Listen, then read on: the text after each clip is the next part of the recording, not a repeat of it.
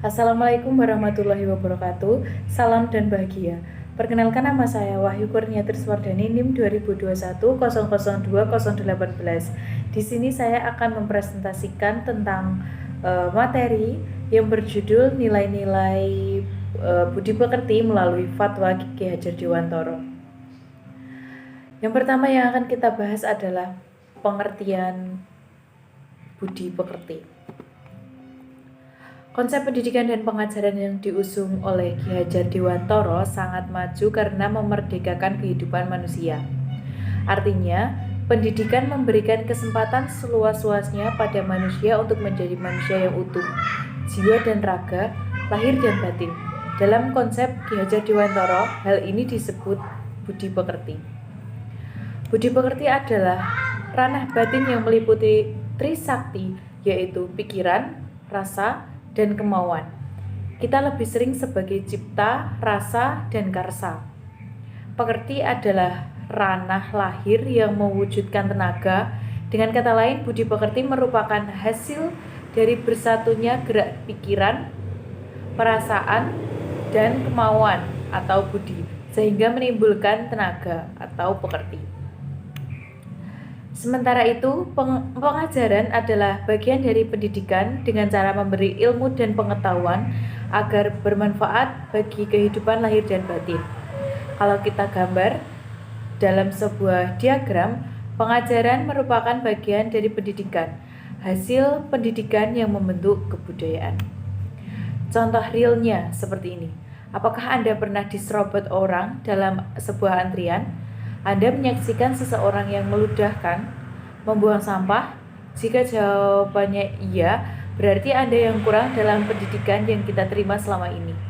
Mungkin para pendidik sudah memberikan hal tersebut, tetapi tidak menjadi sebuah nilai-nilai yang diyakini, hanya berhenti untuk tataran pengetahuan atau informasi saja. Untuk menjadi sebuah nilai, ia harus dibiasakan. Jika kita mendidik anak untuk tertib antri, membuang sampah pada tempatnya, tidak meludah sembarangan, tentu saja akan menjadi kebiasaan yang terus-menerus dilakukan agar membentuk sebuah kebudayaan budi pekerti yang baik. Pemikiran Ki Hajar Dewantara sangat relevan dalam kondisi pendidikan saat ini. Pendidikan yang tidak mementingkan aspek kognitif saja, tetapi juga afektif dan psikomotorik. Tidak hanya mengejar angka, tetapi juga kedalaman budi. Pendidikan yang tidak berorientasi pada hasil, melainkan proses pendidikan itu sendiri.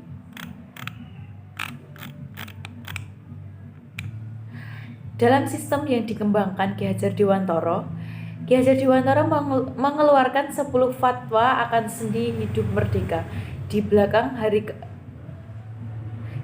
hari ajaran ini dikenal dan dikaji antara lain dengan penyebutan bagian pendidikan karakter.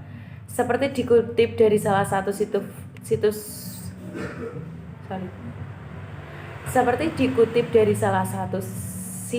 web Lembaga Pendidikan Taman Siswa, ke-10 fatwa Ki Hajar Dewantara tersebut berikut penjelasannya adalah: yang pertama, lawan sastra ngesti mulia.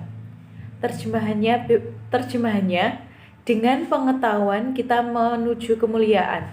Penjelasan poin ini mencakup pula frasa lain, yaitu sastra Herdrayuningrat Pangruwating Dyu, yang terjemahannya, ilmu yang luhur dan mulia menyelamatkan dunia serta melenyapkan kebiadaban. Jadi dalam kehidupan bermasyarakat, untuk menghadapi kehidupan yang sebenarnya, kita harus menggunakan ilmu untuk menerapkan budi pekerti. Tanpa ada ilmu, tanpa kita bersosialisasi, tanpa kita sekolah, tanpa kita berinteraksi dengan orang lain, kita tidak akan mendapat ilmu, baik itu ilmu agama atau ilmu tata cara, tata krama, kita tidak akan menemukan itu. Jadi untuk kita dapat mengembangkan, menerapkan budi pekerti, kita harus mempunyai ilmu. Yang kedua, suci tata ngesti tunggal. Terjemahnya, suci, tertib, bercita-cita tunggal. Kata tunggal memiliki arti luas, dapat berarti bersatu dengan Tuhan, namun dapat pula diartikan sebagai sempurna. Suci ialah bersih dalam arti kebatinan, yaitu terlepas dari segala nafsu angkara, murka, sedang tertib berarti teratur tingkah laku lahirnya. Ngesti atau esti berarti cita-cita yang luhur. Jadi, suci tata ngesti tunggal berarti berjanji akan suci batinnya, tertib lahirnya, luhur maksud dan sempurna tujuannya. Baik, kita akan bahas. Jadi, dalam kehidupan bermasyarakat, kita harus memiliki hati yang suci,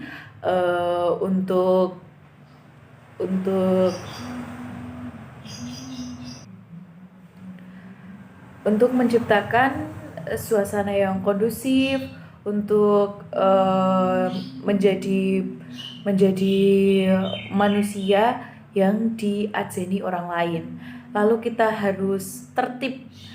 Tanpa kita tertib, kita tidak akan disegani oleh orang lain. Kita tanpa tertib, kita tidak akan lancar dalam hal apapun. Misalnya, kita tidak tertib berlalu lintas. Misalnya kita tidak memakai helm. Ketika kita tidak memakai helm, selain ditilang polisi, kita jika naudzubillah min dzalik, jika kita jatuh, lalu kepala kita langsung akan terbentur tanpa ada helm yang melindungi.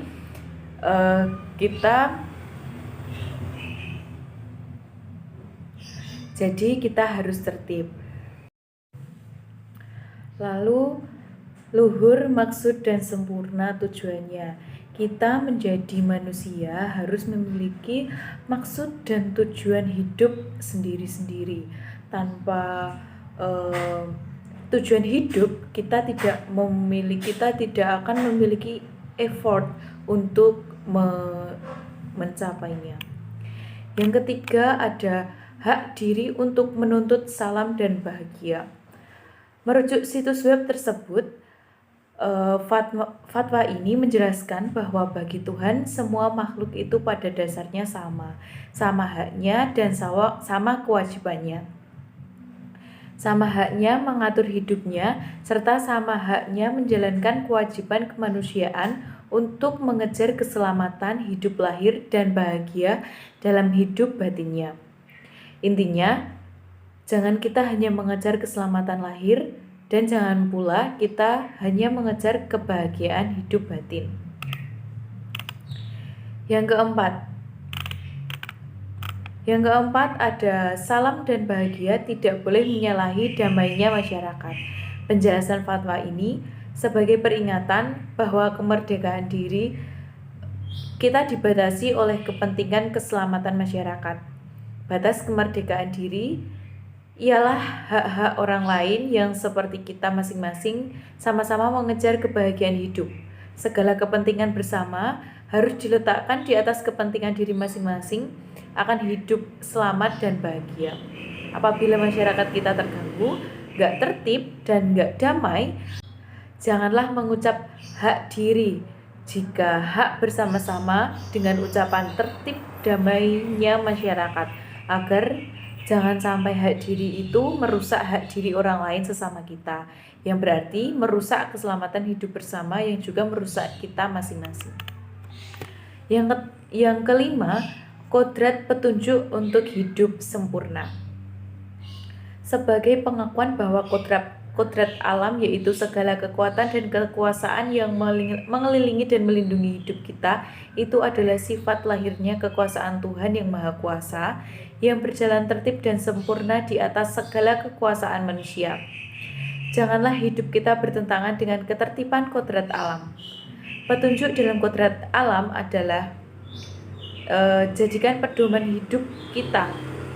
Baik sebagai alam, kita jadikan pedoman hidup kita, baik sebagai orang, seorang atau individu, sebagai bangsa maupun sebagai anggota dari alam kemanusiaan. Yang keenam, alam hidup manusia adalah alam hidup perbulatan, yang artinya hidup kita masing-masing itu ada dalam lingkungan berbagai alam-alam khusus yang saling berhubungan dan berpengaruh. Alam-alam tersebut adalah alam diri, alam kebangsaan, dan alam kemanusiaan. Rasa diri, rasa bangsa, dan rasa kemanusiaan, ketiga-tiganya hidup dalam tiap-tiap sanubari kita masing-masing manusia yang tidak dapat dipungkiri keberadaannya. Jadi kita hidup di dunia ini untuk saling melengkapi antar tiap-tiap manusia, saling melengkapi untuk mewujudkan bangsa kita menjadi lebih maju. Lalu kita memiliki rasa kemanusiaan, kita bersatu untuk memanusiakan manusia agar tercapai hak hidup yang seperti yang dijelaskan, menjadi hak yang disebutkan tadi, hak menuntut salam dan bahagia. Lalu yang ketujuh, dengan bebas dari segala ikatan dan suci hati, berhambalah kita kepada Sang Anak. Dalam mendidik, penghambaan kepada Sang Anak tidak lain daripada penghambaan kita sendiri. Sungguh pengorbanan kita itu kita tunjukkan kepada Sang Anak. Tetapi yang memerintahkan kita dan memberi titah untuk berhamba dan berkorban itu bukan si anak, melainkan diri kita masing-masing. Di samping itu, kita menghambakan diri diri kepada bangsa, negara, pada rakyat dan agama atau terhadap lainnya. Semua itu tidak lain penghambaan pada diri sendiri untuk mencapai rasa bahagia dan rasa damai dalam jiwa kita sendiri. Selanjutnya, yang ke-8, tetap mantep antep. Dalam melaksanakan tugas perjuangan kita harus memiliki ketetapan hati atau tetap, termasuk tekun bekerja, tidak menoleh ke kanan dan ke kiri. Kita harus tetap tertib dan berjalan maju.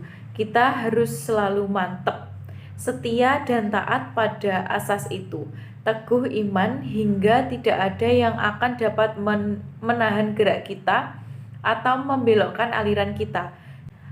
Sesudah kita tetap dalam lahir kita, lalu mantap dan tabah batin kita, segala perbuatan kita akan antep, yaitu berat berisi dan berharga, tidak mudah dihambat, ditahan-tahan, dan dilawan oleh orang lain. Selanjutnya, yang ke-9, ngandel, kendel, bandel. Kita harus ngandel, percaya kepada kekuasaan Tuhan dan percaya kepada diri kita sendiri. Kita sebagai manusia harus memiliki rasa kepercayaan kita untuk Tuhan. Jadi dari rasa percaya kita harus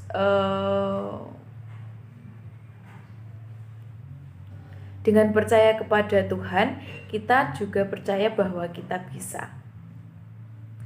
Kendel berarti berani, tidak takut dan was-was oleh karena kita percaya kepada Tuhan dan kepada diri kita sendiri.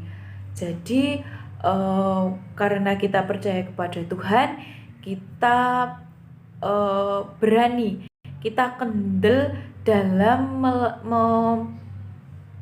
memecahkan masalah, dalam menghadapi sesuatu. Kita tidak akan takut. Yang selanjutnya, bandel, yang berarti tahan dan tawakal. Dengan demikian, maka kita jadi kendel.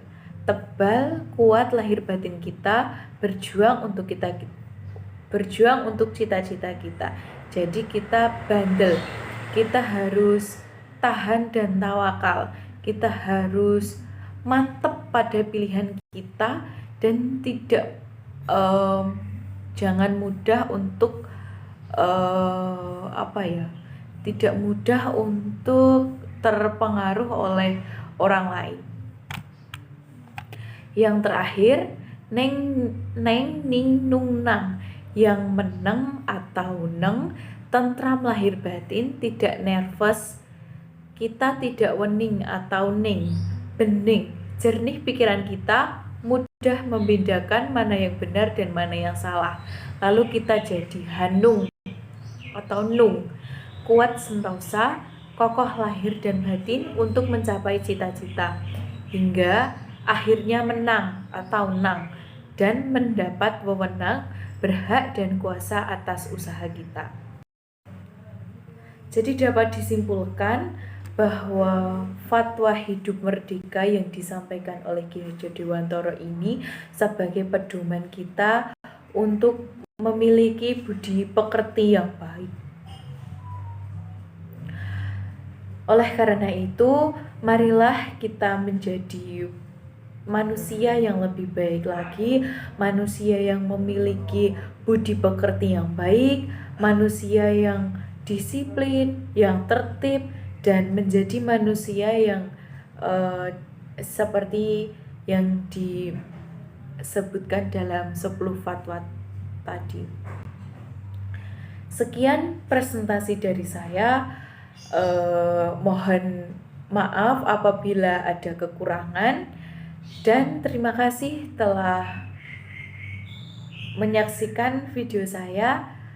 Terima kasih banyak untuk Ibu Guru atas bimbingannya, dan akhir kata, wassalamualaikum warahmatullahi wabarakatuh. Salam dan bahagia.